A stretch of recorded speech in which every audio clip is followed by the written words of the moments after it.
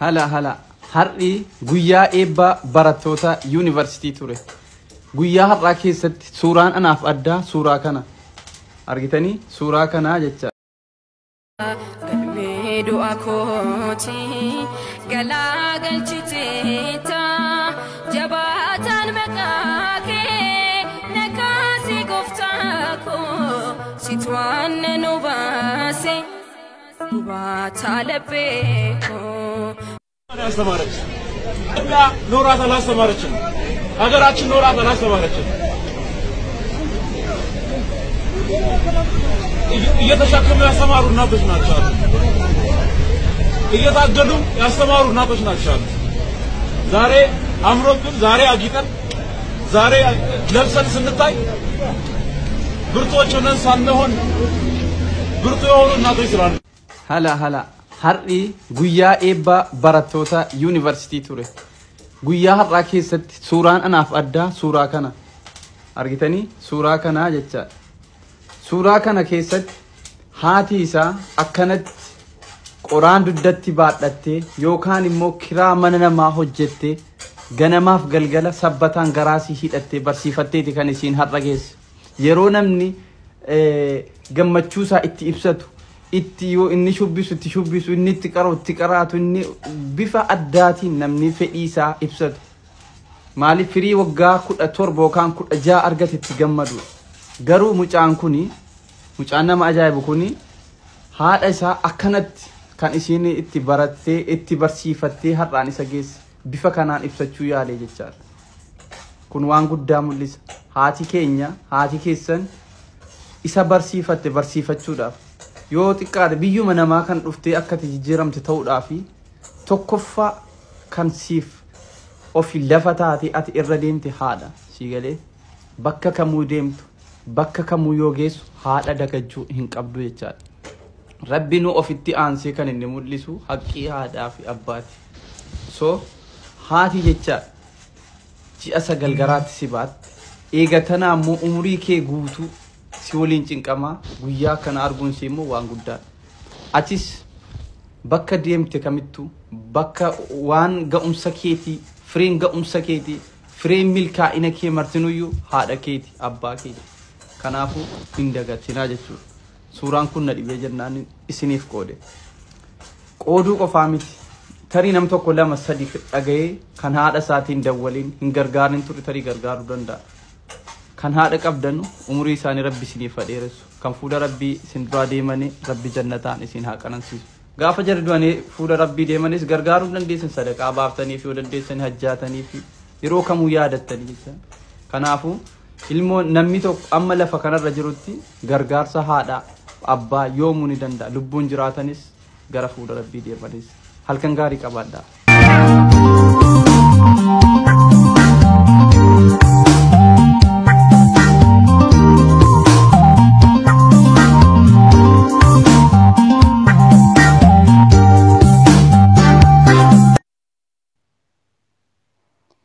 Nagaa waaqayyo siniif haa baay'atu. Akkam jirtu hordoftoota chaanaala kootii akkam jirtu fayyaa keessanii biyya alaas biyya keessas warri jirtan nagaan waaqayyo iddooma jirtanitti siniif haa baay'atu. Ani nagaa kooti. Egaa har'a seenaa ajaa'ibaa tokko dhugaa waan dinqisiisaa waan ajaa'ibee dhugaa waan takka argee hin beekne dhugaa hedduu tokko na ajaa'ibe jechuudha. Akkuma miidiyaa irratti argaa jirtanii akkuma darbaa jirutti iyyuu jechuudha. Dhugaa waan ajaa'ibaa raawwatame jechuudha. Mucaan kun yarra akkuma viidiyoo isaa argitanitti yuunivarsiitii Finfinnee irraa eebbifame. Haati isaa gidiraa baay'ee keessa dabartee kan isa guddistee qoraan baattee kan isa barsiifattee iddoo guddaadhaan ga'uuf rakkoo fi gidiraa hedduu keessa dabartee guyyaa har'aa guyyaa gammachuusaa kanaan isa geesse jirti jechuudha. Oolmaan armee keenya waa xiqqaa miti jechuudha.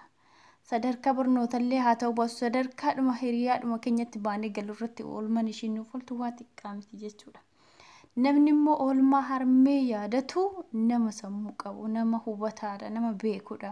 Nama harmee isaa yeroo hundaa harmee jaalala dhugaa kan qabuufidha. Harmeenis jaalalli ishiin ilmoo ishiitiif qabdu addadha kan eenyumaan walii hin gitu jechuudha. Armee ofii beeloftee sinimmoo nuummoo nu nyaachiftee ofii ishii qoma duwwaa deemtee ilmoo isheetti uwwistee addunyaa kana akkan ilmoo nama kamiinuu wal qixxaataniif kan ishii yaaddu yeroo marayyuu ijoollee isheetiif. Kanaaf guyyaa gammachuusaa kanarra maal godha inni kan ishiin ditti dadhabdee gidiraa baay'ee keessaa qoraan gurgurtee sadarkaa kanaan akka inni ga'u isa goote guyyaa gammachuusaa kana immoo inni akka ishiin gammaddu uffata gammachuusaa kana ishiitti uwwisee addabaabayii irratti namoota hunduratti dhaabbatee oolmaa ishiin oolteef kana dubbataa jechuudha. Oolmaa ishiin sadarkaa maalirraan kaatee eessaa kaatee akkamitti akka isa barsiiste kan dubbatu jechuudha. Maaliif dhugaa baaf jechuudha akka itti barate amma. Tokko namoota amma maaltu akkanatti rakkatee akka baratu yookiin immoo akka rakkoo adda addaa keessatti baratan hin dubbatanii jechuudha. Innaa dhugaa namoonni baay'een oolmaa armee isaanii kan hin dubbanne armee isaanii waan uffattuuf wantoota adda addaatiin madaalanii iddoo fakkeenyaaf ani ija kootiin kanan beeku akka naannoo kootitti jechuudha. Armeen isaanii kan qoraan baattee kasala baattee isaan barsiiftu. Dhaqanii gennaa ishiin gurgurtee qarshii irraa fudhatanii iddoo ishiin jiru isaanii kan baqatan ni jiru jechuudha. Dhugaa wantoota namoota akkana kanaaf waaqayyo laphee isaanii haa kennu. Waan kamuu haa taatu rakkattuu haa taatu haadha qabeenyasaa haa taatu kamuu haa taatu waatuu fi haadha ofiiti ishiin haati sooressaa sun kan keenyan taatu. Kanaafiyyuu dhugaa waan ajaa'ibaa seenaa addaa hojjete jechuudha. Waaqayyo ammallee waan biddeena isaa ammallee guddina isaa gara fuulduraatti kanuma caalattiyyuu waaqayyo isaa milkeessu nama hojjetee gara fuulduraatti illee armee isaa kana ishee gargaare immoo kana caalatti ishee gammachiisu isaa taasisu dhugaa waaqayyo iddoo tokko na ajaa'ibee waaqayyo gara fuulduraatti isaafis Abbaan bara bara arjaan yeroo bara Yesus maqaan kee guddaadha ulfinni kee. Abbaan bara bara arjaan yeroo bara Yesus maqaan kee guddaadha ulfinni kee.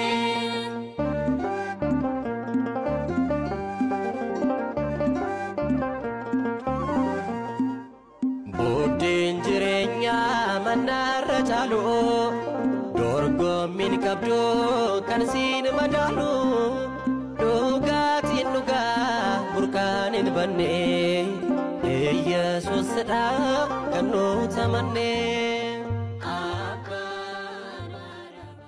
Galmee du'a kooti galaa galchiteeta jabaataan maqaa kee nakaasii gooftaa koo situaan nu baase maataa laphee koo kaleessa na